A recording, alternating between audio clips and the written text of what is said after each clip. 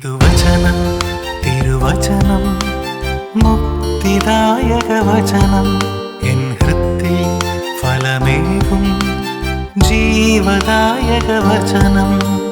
ഈ വചനം കേട്ടിടുവാൻ ഹൃദയമൊരുക്കിയിടാം.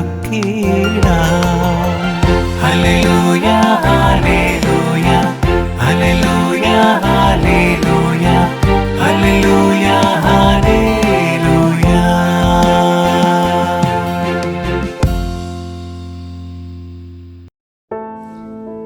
ഈശോമിശിഹായ്ക്ക് സ്തുതിയായിരിക്കട്ടെ. 100 മിനിറ്റ് ഒരു പുതിയ ഭാഗത്തിലേക്ക് ഏവർക്കും സ്വാഗതം. 2026 ജൂൺ 12 ഞായറാഴ്ച. ഇന്നത്തെ സുവിശേഷം വിശുദ്ധ മത്തായിയുടെ സുവിശേഷം 13-ാം അധ്യായം 1 മുതൽ 23 വരെയുള്ള തിരുവചനങ്ങൾ. യേശുക്രിസ്തുവിൽ ഏറ്റവും സ്നേഹം നിറഞ്ഞവരെ, ഇന്നത്തെ സുവിശേഷത്തിൽ ഒരുപാട് കാര്യങ്ങൾ ഈശോ പറയുന്നുണ്ട്. സ്വർഗരാജ്യത്തെക്കുറിച്ചും ആത്മീയമായ വളർച്ചയെക്കുറിച്ചുമെല്ലാം ഈശോ പറയുന്ന ഈ സുവിശേഷത്തിൽ നമ്മളെ ഏറ്റവും അധികം ആകർഷിക്കുന്നത് വിതക്കാരൻ്റെ ഉപമയാണ്. ഒരാൾ വിത്ത് വിതയ്ക്കാൻ വേണ്ടി പോകുന്നു. അതിൽ ചില വിത്തുകൾ വഴിയരികിൽ വീഴുന്നു, ചിലത് പാറപ്പുറത്ത് വീഴുന്നു, ചിലത് മുള്ളുകൾക്കിടയിൽ വീഴുന്നു, ചിലത് നല്ല നിലത്ത് വീണ് 30, 60, 100 മേനി വിളവുകൾ ഉണ്ടാക്കുന്നു. ഈ ഒരു സുവിശേഷത്തിൻ്റെ പ്രത്യേകത എന്താണ്? ഈ ഒരു സുവിശേഷ ഭാഗത്തിൻ്റെ പ്രത്യേകത എന്താണ്? നമുക്കറിയാം, സുവിശേഷത്തിൽ ഈശോ പല ഉപമകളും പറയാറുണ്ട്. എന്നാൽ വളരെ കുറച്ച് ഉപമകൾ മാത്രമേ ഈശോ ശിഷ്യർക്ക് വ്യാഖ്യാനിച്ചു കൊടുത്തിട്ടുള്ളൂ. അതിൽ ഒരു സുവിശേഷ ഭാഗമാണ് ഇത്. ചില സുവിശേഷങ്ങളിൽ ഈശോ തൻ്റെ ഉപമകളിലൂടെ അവരോട് സംസാരിക്കുന്നുവെങ്കിലും ഈശോ എക്സ്പ്ലെയിൻ ചെയ്ത് കൊടുക്കുന്ന ഉപമകളുടെ കൂട്ടത്തിലാണ് വിതക്കാരൻ്റെയും വിത്തിൻ്റെയും ഉപമ ഉൾപ്പെടുന്നത്. ഇന്നത്തെ ഈ സുവിശേഷത്തിൽ ഈശോ വിതക്കാരൻ ആരാണ് എന്നും വിത്ത് എന്താണ് എന്നും വളരെ വ്യക്തമായിട്ട് ഈ സുവിശേഷത്തിൻ്റെ അവസാന ഭാഗങ്ങളിൽ വിവരിച്ചു തരുന്നുണ്ട്. എന്നാൽ നമ്മൾ ഇന്നത്തെ ഈ സുവിശേഷം എപ്രകാരമാണ് നമ്മുടെ ജീവിതവുമായി ചേർന്ന് നിൽക്കുന്നതിനെക്കുറിച്ച് ഒന്ന് വിചിന്തനം ചെയ്യുകയാണ്. ഈ വിത്തുകൾ പല രീതിയിലുള്ള വിത്തുകളെക്കുറിച്ചും ആ വിത്തുകളുടെ സാന്നിധ്യത്തെക്കുറിച്ചും സുവിശേഷങ്ങളിൽ ഉടനീളം നമ്മൾ കാണുന്നുണ്ട്. ഈ സുവിശേഷത്തിൽ പറയുന്നത് പ്രധാനമായിട്ടും, ഈ സുവിശേഷ ഭാഗത്തിൽ പറയുന്നത് പ്രധാനമായിട്ടും 4 തരത്തിലുള്ള വിത്തുകളെക്കുറിച്ചാണ്. അതിൽ ആദ്യത്തെ വിത്ത് പറയുന്നത് വഴിയരികിൽ വീണ വിത്താണ്. ദൈവത്തിൻ്റെ വചനം, ആധ്യാത്മികത എന്നുള്ളത് വഴിയരികിൽ വീണു പോകുന്ന ചില വിത്തുകളെ പോലെ ആകാറുണ്ട്. ഒരുപാട് കാര്യങ്ങൾ നടക്കുന്ന ഒരു സ്ഥലമാണ് ഒരു വഴിയരികെ. അവിടെയാണ് പല വഴിവാണിഭങ്ങളും കച്ചവടങ്ങളും നടക്കുന്നത്. മറ്റൊരു കാര്യം എന്ന് വെച്ചാൽ, ഒരുപാട് തിരക്കുകൾ ഉള്ള ഒരു സ്ഥലം തന്നെയാണ് വഴിയരികെ. ആളുകൾ കടന്നു പോവുകയും ആളുകൾ പല രീതിയിൽ ഇൻറ്ററാക്ട് ചെയ്യുകയും ചെയ്യുന്ന ഒരു സ്ഥലം. അവിടെ വിതയ്ക്കപ്പെടുന്ന ദൈവികമായ വചനത്തിൻ്റെ പ്രസക്തി എന്താണ്? ചില ആളുകൾ വന്ന് നമ്മളോട് പറയാറില്ലേ, വളരെ തിരക്കാണ്, ഈ തിരക്ക് മൂലം പള്ളിയിൽ പോകാൻ സാധിക്കുന്നില്ല, പ്രാർത്ഥിക്കുവാൻ സാധിക്കുന്നില്ല എന്നെല്ലാം. അവരുടെ ജീവിതത്തിൽ ഒരുപാട് കാര്യങ്ങൾ അവർ ആഗ്രഹിക്കുന്നുണ്ട്. പക്ഷേ അവർക്ക് ദൈവികമായ കാര്യങ്ങൾക്ക് വേണ്ടി നൽകുവാൻ സമയമില്ലാത്ത വിധത്തിൽ അവർ വഴിയരികിൽ വീണ വിത്ത് പോലെയാകുന്നു. വചനം സ്വീകരിക്കണമെന്ന ആഗ്രഹമുണ്ട്, പക്ഷേ പലപ്പോഴും അവർ സ്വീകരിക്കുന്ന കൃപയും വചനവും ചവിട്ടി മെതിക്കപ്പെടുന്നു. ഒരു കുട്ടി വഴിയരികിൽ നിന്ന് പഠിക്കുകയാണ്. അപ്പോൾ അമ്മ വന്ന് ആ കുഞ്ഞിനോട് പറയുകയാണ്, നീ എന്തിനാണ് ഈ വഴിയരികിൽ നിന്ന് പഠിക്കുന്നത്? നീ പഠിച്ചുകൊണ്ടിരിക്കുമ്പോൾ ഈ വഴിയരികിൽ നടക്കുന്ന കാര്യങ്ങൾ നിന്റെ ശ്രദ്ധയെ എടുത്തു മാറ്റുകയില്ലേ? അപ്പോൾ കുഞ്ഞു പറയുകയാണ്, എവിടെ ഇരുന്ന് പഠിച്ചാലും ഒരുപോലെയല്ലേ, പിന്നെ എന്താണ്?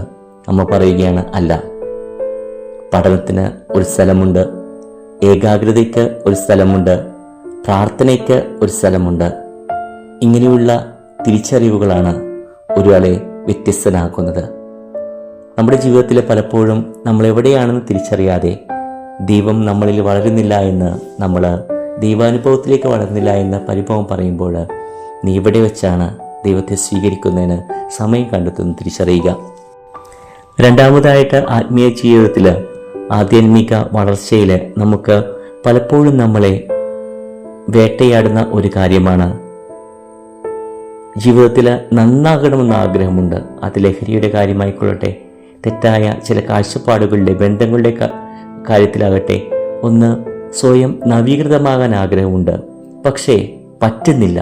അച്ചോ, എനിക്ക് ഇങ്ങനെയൊന്നും പോയാൽ പോരാ, ഞാൻ ഇങ്ങനെയൊന്നും അല്ലായിരുന്നു, ഞാൻ നല്ല മനുഷ്യനായിരുന്നു, പക്ഷേ പിന്നീട് എപ്പോഴും എൻ്റെ ജീവിതം എൻ്റെ കയ്യിൽ നിന്ന് വിട്ടുപോയി എന്ന് പറഞ്ഞ് പരിഭവിക്കുന്ന ചിലരെ കേട്ടിട്ടുണ്ട്. അവർ മുൾച്ചെടികൾക്കിട വിത്ത് പോലെയാണ്. പൗലോസ് അപ്പോസ്തലൻ തന്നെ പറയുന്നുണ്ട് തൻ്റെ ജീവിതത്തെ നോക്കിക്കൊണ്ട്, എൻ്റെ ജീവിതത്തിൽ ഒരു മുള്ളുണ്ട്, അതെടുത്തു മാറ്റുവാൻ ഞാൻ ദൈവത്തോട് പ്രാർത്ഥിച്ചു, എന്നാൽ ദൈവം പറഞ്ഞു നിനക്ക് എൻ്റെ കൃപ മതിയെന്ന്. പ്രിയമുള്ളവരെ, ചില മുള്ളുകൾ ദൈവത്തിലേക്ക് അടുക്കുന്നതിൽ നമുക്ക് തടസ്സമായി നിൽക്കുന്നുണ്ട്.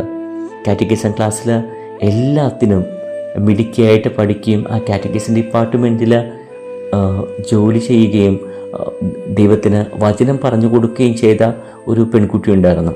അവളെ സംബന്ധിച്ച് അവളുടെ ജീവിതത്തിലെ ഏറ്റവും വലിയ സങ്കടമെന്ന് പറയുന്നത്, അവൾ തന്നെ സ്നേഹിക്കുന്ന ഒരാൾ, അയാൾ ക്രിസ്തുവിൻ്റെ അനുയായിയല്ല എന്നറിയുകയും മറ്റൊരു മതസ്ഥനാണെന്ന് ചെയ്യുമ്പോൾ അവൾ വളരെയധികം സ്ട്രഗിൾസിലൂടെ കടന്നു പോകുന്നുണ്ട്.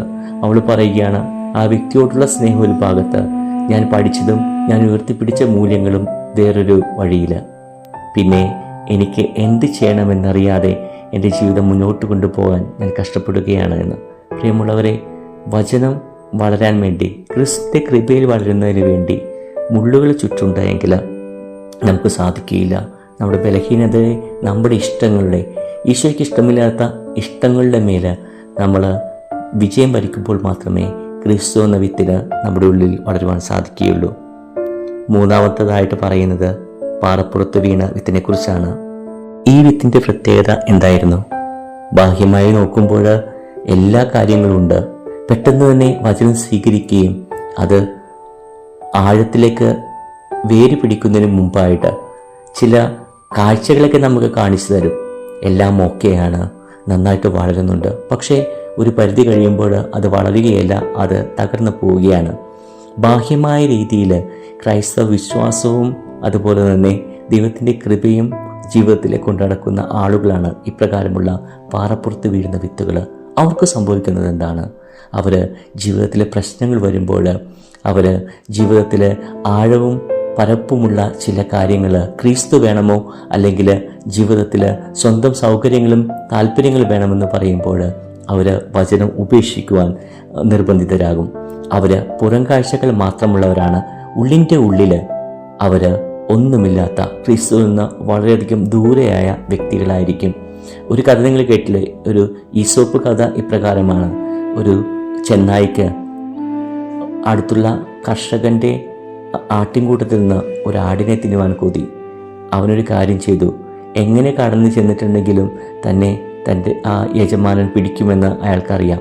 അതുകൊണ്ട് ഈ ചെന്നായ ഒരു തട്ടിപ്പ് ചെയ്യുകയാണ്. ഇതിനു മുമ്പ് ഭക്ഷിച്ച ഒരു ആടിൻ്റെ തോലെടുത്തണിഞ്ഞുകൊണ്ട് അയാളുടെ ആലയത്തിലേക്ക്, ആടുകൾ നോക്കുന്ന ആലയത്തിലേക്ക് ഈ ചെന്നായ ഒളിഞ്ഞു കയറുകയാണ്.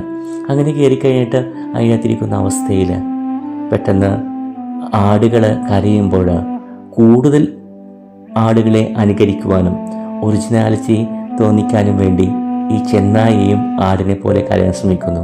പക്ഷേ ആട്ടിടയൻ വളരെ വ്യത്യസ്തമായിട്ടുള്ള ഈ സൗണ്ട് കേട്ടുകൊണ്ട് ഈ ചെന്നായയെ അടിച്ചു കൊന്ന് കളയുകയും അങ്ങനെ ആട്ടിൻതോലിട്ട ചെന്നായ എന്ന ഒരു ചൊല്ല് തന്നെ നമ്മുടെ സമൂഹത്തിൽ ഉണ്ടാവുകയും ചെയ്തു. ഇവിടെ സംഭവിച്ചത് എന്താണ്? പുറം കാഴ്ചകളെല്ലാം ഓക്കെയാണ്, പക്ഷെ അകത്ത് ചെന്നായ തന്നെയാണ്. ചില ആളുകൾ ക്രിസ്തുവിനെ സ്വീകരിക്കുന്നു, പള്ളിയിൽ വരുന്നു, ആധ്യാത്മികമായിട്ട് ഒരുപാട് കാര്യങ്ങൾ ചെയ്യുന്നു, പക്ഷെ ഉള്ളിൻ്റെ ഉള്ളിൽ അവരിൽ ക്രിസ്തു വളരുന്നില്ല. അത് പുറം കാഴ്ചകളും ചെറിയ പച്ചപ്പുമെല്ലാം കാണിച്ചുകൊണ്ട് മറ്റുള്ളവർക്ക് പ്രകാശവും അതുപോലെ തന്നെ പ്രത്യാശ നൽകുമെങ്കിലും പെട്ടെന്ന് തന്നെ അത് ഉണങ്ങിപ്പോകുന്നു. ആദ്യത്തേനേക്കാൾ കഷ്ടമാവുന്ന അവരുടെ സ്ഥിതി. പ്രിയമുള്ളവരെ, ഇതാണ് ഈ 3 വിത്തുകളുടെ അവസ്ഥ. 4ാമത്തെ വിത്തെന്ന് പറയുന്നത് നൂറുമേനി ഫലം പുറപ്പെടുവിക്കുന്ന വിത്താണ്. അത് നിങ്ങളാണോ എന്ന് നിങ്ങൾ തന്നെ മനസ്സിലാക്കുക. അതിനനുസരിച്ച് നിങ്ങൾ ക്രിസ്തുവിന് ഉത്തരം നൽകുക. ഗലാത്യർക്കാർക്ക് എഴുതിയ ലേഖനത്തിൽ പൗലോസ് അപ്പോസ്തലൻ പറയുന്ന ഒരു കാര്യമുണ്ട്. ഗലാത്യർ 6 മുതൽ 7, 8 തുടങ്ങിയ വാക്യങ്ങളിൽ മനുഷ്യൻ വിതയ്ക്കുന്നത് അത് തന്നെ അവൻ കൊയ്യുമെന്ന്. സ്വന്തം ജഡത്തിൽ വിതയ്ക്കുന്നവൻ ജഡത്തിൽ നിന്ന് കൊയ്യും, ആത്മാവിൽ വിതയ്ക്കുന്നവൻ ആത്മാവിൽ നിന്ന് കൊയ്യും. മനുഷ്യൻ എന്ത് വിതയ്ക്കുന്നുവോ അത് തന്നെയാണ് അവൻ കൊയ്യുന്നത്. പ്രിയമുള്ളവരെ, നൂറുമേനി എന്ന ആ ഒരു വലിയ അനുഗ്രഹത്തിലേക്ക് നമ്മൾ കടന്നു വരണമെങ്കിൽ നമ്മൾ എന്ത് വിതയ്ക്കുന്നു എന്നതിനെക്കുറിച്ച്, നമ്മൾ എങ്ങനെയാണ് വചനം സ്വീകരിക്കുന്നതിനെക്കുറിച്ച് വ്യക്തമായിട്ടുള്ളൊരു ബോധ്യമുണ്ടായിരിക്കണം. നിൻ്റെ അനുവാദം കൂടാതെ നിൻ്റെ ഉള്ളിൽ വളരുവാൻ ഈശോയ്ക്ക് സാധിക്കുകയില്ല. അതുകൊണ്ടാണ് വിശുദ്ധ അഗസ്തീനോസ് ഇപ്രകാരം പറഞ്ഞത്: നിൻ്റെ അനുവാദമില്ലാതെ നിന്നെ സൃഷ്ടിച്ച ദൈവത്തിന് നിൻ്റെ അനുവാദം കൂടാതെ നിന്നെ രക്ഷിക്കുവാൻ സാധിക്കുകയില്ല എന്ന്. നിൻ്റെ അനുവാദമില്ലാതെയാണ് ദൈവം നിന്നെ സൃഷ്ടിച്ചത്. പക്ഷേ നിന്നെ രക്ഷിക്കണമെങ്കിൽ നീ കൂടി കൃപയോട് സഹകരിക്കണമെന്ന്. എല്ലാവർക്കും ദൈവത്തിന് അനുഗ്രഹം ഉണ്ടായിരിക്കട്ടെ. ഈശോ മിശിഹായ്ക്ക് സ്തുതിയായിരിക്കട്ടെ. ആമേൻ. ഹല്ലേലൂയ ഹല്ലേലൂയ ഹല്ലേലൂയ